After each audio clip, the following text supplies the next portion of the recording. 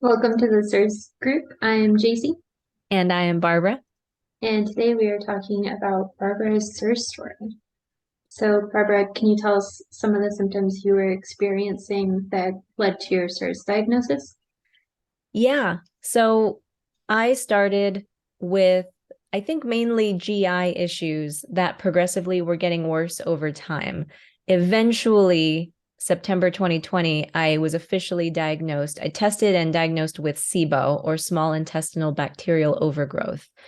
Um, there's not really a cure for it. There are treatments that involve antibiotics that usually see you experience a recurrence of it eventually, with like 50% of cases or something like that, maybe even more than that. Um, so I wasn't super happy with that diagnosis just because that's not really a diagnosis. It's just here's the thing that is wrong with you. Good luck, bye. So I started digging into research on how to treat it, especially holistically. And that's when I came across all these different ways of eating. Um, and I had tried in the past Whole30, Paleo, vegan, even like all kinds of stuff in the years leading up to this diagnosis. At this point, I watched enough YouTube videos to find Carnivore and realized that Carnivore could potentially support gut healing to the point where maybe I would be able to eradicate this. So I did Carnivore for a year, and the all the GI issues kept going, unfortunately. Lots of other benefits to Carnivore, more clear headed, more energy, although I was still pretty fatigued. And I think there's a lot of symptoms that you don't even notice that you have until you start feeling better. That was kind of the case with Carnivore, but even now, as I've been treating CIRS, it's even more the case. So I'm noticing a lot more things going away. I don't know if did that answer the question? Yeah, absolutely. Okay. So, how did you get to a point of diagnosis with CIRS? So after a year of being carnivore and still not healed, I lamented about this publicly in my Instagram account. And the wonderful and amazing Judy Cho, Nutrition with Judy, saw this and said, "Oh my God, Barbara, take come work with me. Like, let's talk, let's figure this out." And Judy, for anyone who doesn't know, Judy is very focused on root cause healing. She doesn't like the idea of a band-aid. You shouldn't need to eat lion diet or very strict carnivore for the rest of your life, and any deviation from it causing catastrophic health issues. Like, that's not real health at that point. You should be able to live your life, have a few things that are off track a little bit, and get back on track and not have it be a bad thing. So we dug into it. I did a stool test first because my issues were mostly GI. For those of you who don't know, that involves pooping in a tray. So I did that, and it was super weird, but it came back that I had staph, candida, and H. pylori. So when Judy saw those results, also given my other symptoms, the general things that I had told her I was suffering with, she thought that we should test for CIRS. So we did. And I ended up having two of the genetic haplotypes. In fact, we match, Jacie. I think we have the same ones. Uh, Twinning. Twinning. But I had that. I also did some blood work and found that my testosterone and my DHEA and my MSH were all extremely low. And I also failed the vision test. So that, given all of that, plus all of my symptoms matched the symptom clusters of CIRS, that is how we came upon the CIRS diagnosis.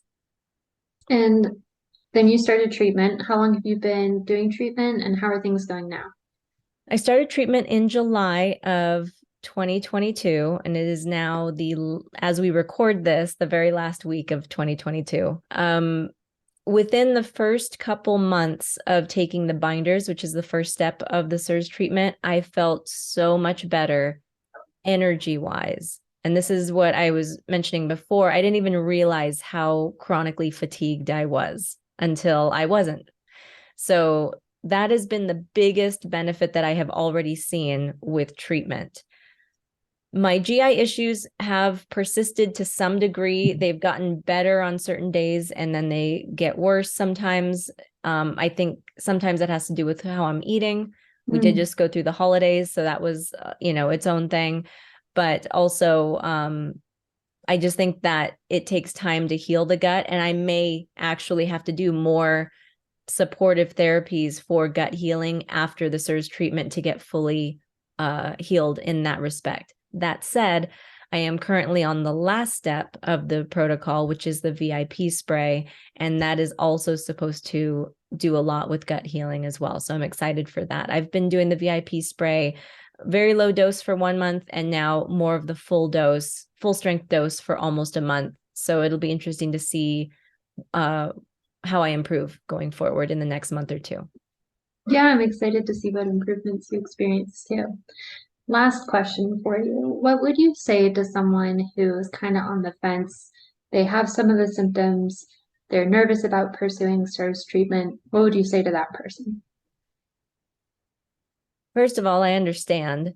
It's, like I said, I did other tests before I did the CIRS test to kind of further solidify the likelihood that it was CIRS.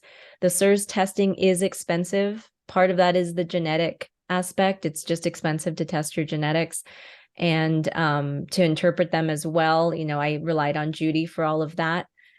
I think though that if you have what is it, 8 or 9 of the boxes of symptoms of the symptom clusters, and we'll post that in the show notes for people to review.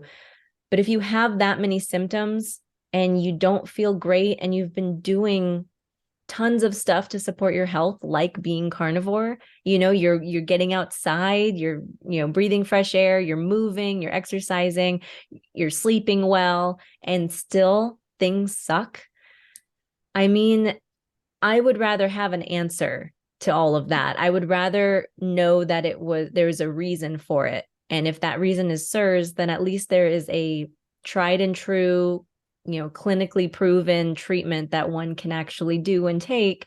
Yes, it's expensive. Yes, it's time consuming, but it is an actual path to healing. It's not biohacking your way to health. It's not, oh, what if I just go in the sauna for 5 more minutes every time? It's like, you don't have to keep tweaking things. Oh, what if I increase my fat to protein ratio, or I cut coffee, or it's just, to me, that's just prolonging your suffering to doing things that aren't necessarily going to get you to full and complete root cause healing. So I would just encourage people to try it, to do whatever tests that they can. Talk with Judy, who has all of the tests, and she can maybe have you test one thing or 2 things and bring the price down so that you can see for sure if this is a viable path to healing for you.